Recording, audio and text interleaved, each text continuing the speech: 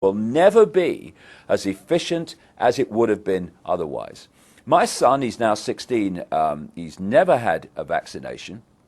He's 6'5", incredibly healthy, never had a childhood disease. And his mates at school had childhood diseases. They had the whole blooming lot. And it has been planned for a very, very long time.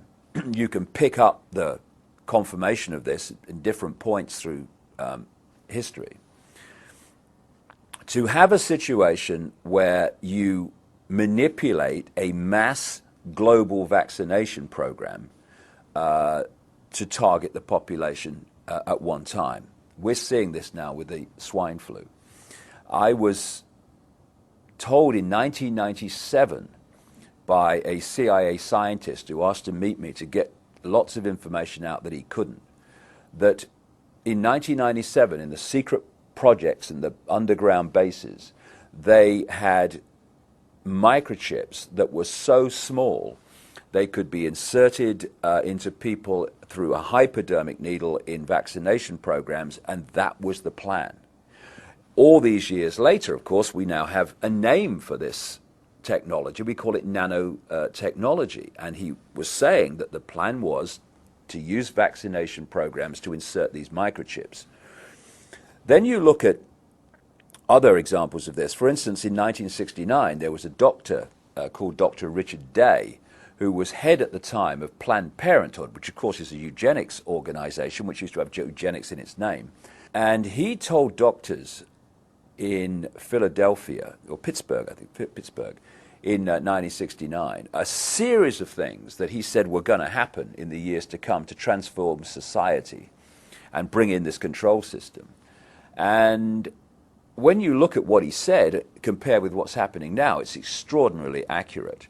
And some of the areas he covered were that they were going to create new viruses in laboratories that were resistant to drugs, that they were going to use that to cull the population, that they were going to use vaccinations to cull the population, and also that they were going to change the way that healthcare treated old people so that more and more old people died and didn't go long into life, because from their extraordinarily sick perspective, old people are useless to them.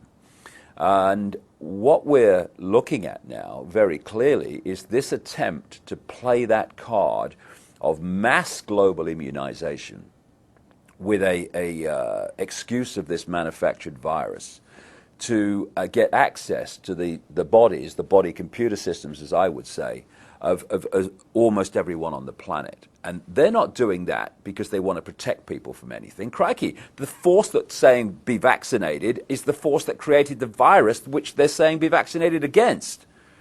They're doing this to get access to the global population for very, very malevolent reasons.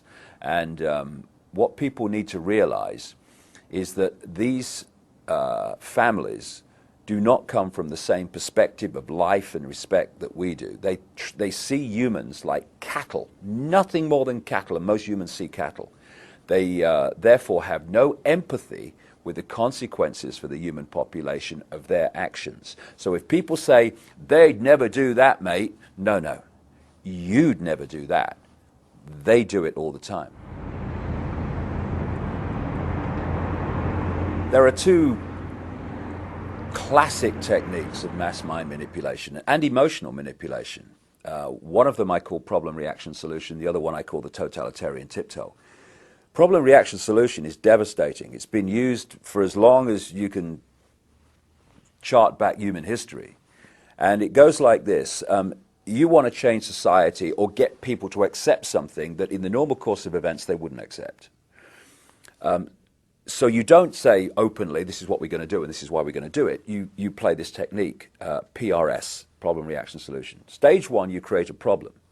It could be a manufactured virus in a laboratory. It could be an economic collapse. It could be a war. It could be a terrorist attack like 9/11.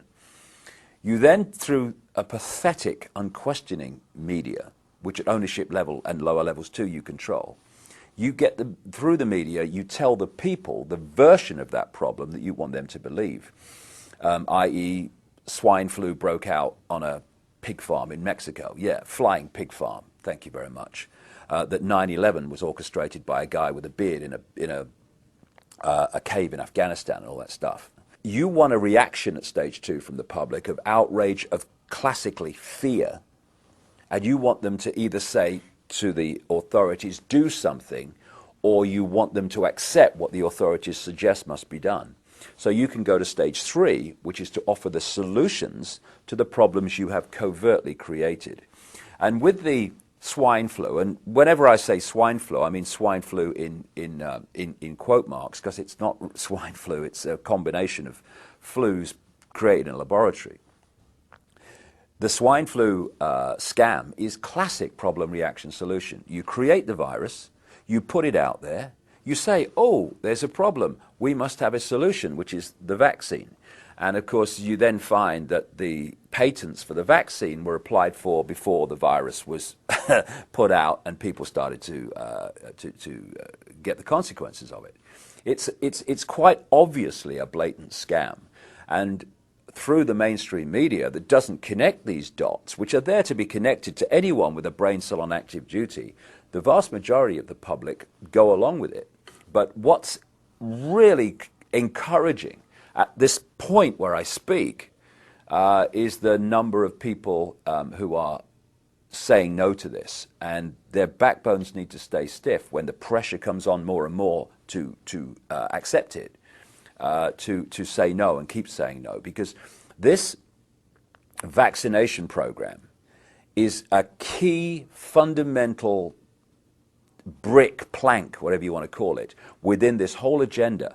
And if we can throw a spanner in the works of this and have vast numbers of people refuse the vaccine, it actually throws a spanner in the works of so much more that is due to come along afterwards.